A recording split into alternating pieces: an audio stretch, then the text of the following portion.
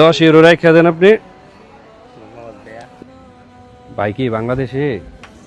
আপনি কি অসুস্থ? কি সমস্যা আপনার? কি সমস্যা আপনার?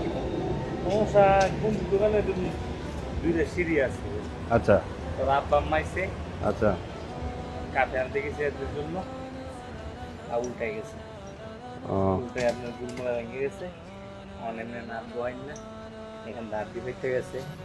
তো ইতালিতে কতদিন যাবত আছেন আপনি? ইতালিতে আছি 18 বছর। কত বছর? 18 বছর, অনেক। আপনি কি ইটালিয়ান পাসপোর্ট পাইছেন? এত বছর ছিলেন, পাওয়ার তো কথা। আর কথা যখন জমা দিব মালিকে আপনার কন্ট্যাক্ট করছে আমার বুয়া, ও বুয়া কন্ট্যাক্টের কারণে আমার কাগজে আটকে গেছে, পাসপোর্ট তো জমা দিন দূরে। এখন তো ইয়া তো আছে, সৌজন্য তো আছে নাকি না? সৌজন্য নাই, আপনি পুরোপুরি এখন অবৈধ। কেন ট্যাক্স দিতে পারি নাই, কাজ করেন নাই আগে? ইনসে গেছি, ইনসে কয় আগে কন্ট্রোল টাকা রেখে দেয়, আমি এত টাকা পাম করি। আমি থাকি রাস্তাঘাটে, আমার বুঝে নাই, খাওয়াই না। চলেন কিভাবে? চলে যে জায়গায় আহি সেন্টেলে থাকি, মানুষের কাছে 2-1 টাকা চাই, এভাবে চলি। তো দেশে চলে যান। দেশে যাই কি করুন ভাই, আব্বা মারা গেছে, আম্মা মারা গেছে, ভাই বোন করেন নাই। দেশে এমনিতে কিছু করেন নাই যে ইটালিতে যে এত বছর ছিলেন, কাজ কাম করে কিছু টাকা পয়সা সেভ করে দেশে কিছু করেন নাই? পাঠাইছি, বাপ মা ভাই বোন খেয়েছে। ও, তারা খেয়ে ফেলছে, আপনি নিজের জন্য কিছু করেন নাই? কি করুম, আপনার আমার বাপের নামে পাঠাইছি, আমার নামে পাঠাইছি। বুঝতে পারছি, এটা একটা বড় সমস্যা রে ভাই। প্রবাসীদের বড় একটা সমস্যা হচ্ছে এখানে যে একজন 2 দিন পর আব্বার শরীর খারাপ, 2 দিন পর আম্মার শরীর খারাপ, 2 দিন পর বড় ভাইয়ের শরীর খারাপ, 3 দিন পর মাইজা বোনের শরীর খারাপ, ভাই করে টাকা দিস, চলতে পারতেছি না। আপনি ইনকাম করে দেশে টাকা পাঠাইছেন, সবাই ভালো চলছে, ওখানে আপনি নিজে অন্যদের কাছে টাকা চাওয়া লাগে, কি অবস্থা চিন্তা করছেন একটু? আমি আমার ডেলি 7 কোটের ওষুধ লাগে, এই ওষুধ আমি বাংলাদেশে কিনে খাইতে পারি না। এক পাতা ওষুধের দাম 20 টাকা, এই পায়ে, যাতে ওই লোহা খাওয়া না হয়ে যায় ভিতরে। 2 পাতা 6টা 12টা 20 টাকা। দেশে যে আমি কিনে খাইতে পারি, ভাই বোন আমার কয়দিন পাবে? অন গেলে আমি উল্টা 18 বছর বাংলাদেশে ইতালি, এটা তো বলবেই এখন। 18 বছর তো ইতালি পাঠাইছি। এমনিতে যে আপনি টাকা টোকা চান, মানুষ দেয়নি টাকা? দেয় ভাই,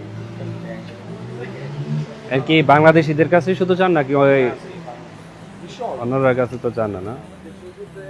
না, আমি আপনারা দেখে একটু খারাপ লাগলো যে এম্বাসির সামনে আপনি ইয়া করতেছেন, আমি তো অবাক হয়ে গেছি, বুঝছেন? ভাই কি করবো, উপায় নাই, নিরুপায়। দেখ, আল্লাহ আপনার সুস্থ করুক, দোয়া করি। দেখি আমার কাছে এখন না, আমি এই যে ক্ষমতা থাকলে কি কাজ নেন 10 ইউরো রাখা দেন আপনি। ধন্যবাদ ভাইয়া। না, 10 ইউরো রাখা দেন, আপনি এটা দিয়ে কিছু খায়েন। ঠিক আছে ভাই, তো ভালো থাকেন, আপনার জন্য দোয়া করি, আপনি সুস্থ হন। আল্লাহ জানে হ্যাঁ। কবে সুস্থ হবো। ডাক্তার শোর বাচ্চারা কয় গেলেই খালি কয় রড বাইর করবো, গেলেই পাউডার মেশিনের ভিতরে ঢুকাই দেয়, ঢুকাই দিয়া কয় কাম করা হবে না। না রড বাইর না করলে আমি লাড়ি দিয়ে আটকে কাজ করতে পারবো, কি আমার কামে নিব? না আপনি নিবেন কামে লাগে না রে। না না, অসুস্থ লোকের তো আর কাজে কেউ নিব না। আচ্ছা, আপনি ইনভালিড মারেন না, যেটা ইনসেট থেকে টাকা দিয়ে এটা? ও, আপনার তো কাগজেই সমস্যা। হ্যাঁ, সরি, ভুলে গেছিলাম, আপনার তো কাগজই নেই। আর যাক। ইনভালিডও দেয় না ডাক্তারে, আপনার ইয়ে আছে কিন্তু আপনার ডাক্তার কিন্তু চাইলে আপনার ইনভালিড দিতে পারে, কাগজ লাগে না। এটা হইলে আপনার কয় এসএসসিটিপি, মানে আপনি বিনা পয়সা ওষুধ পাইবেন, বিনা পয়সা চিকিৎসা পাইবেন। তা আমার এসএসসিটিপি দেয় না, আমার কয় ওষুধ খেলে ঠিক হয়ে যাবে, গেলে প্যারাসিটামল না পাতলা দিয়ে দেয়।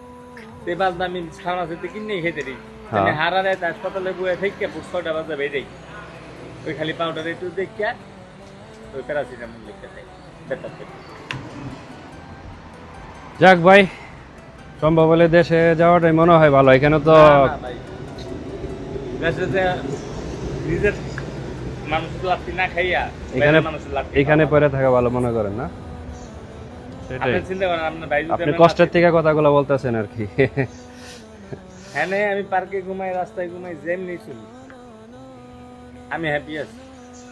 দেশে যে 6 বছর পরে যখন আমার বইনে কইব কিরে আর কয়দিন কি করবি, তখন বুঝতে পারছি। ঠিক আছে ভাই, ভালো থাকেন তাহলে। হ্যাঁ, তবে ওকে ভাইয়া, ওকে, আসসালামু আলাইকুম।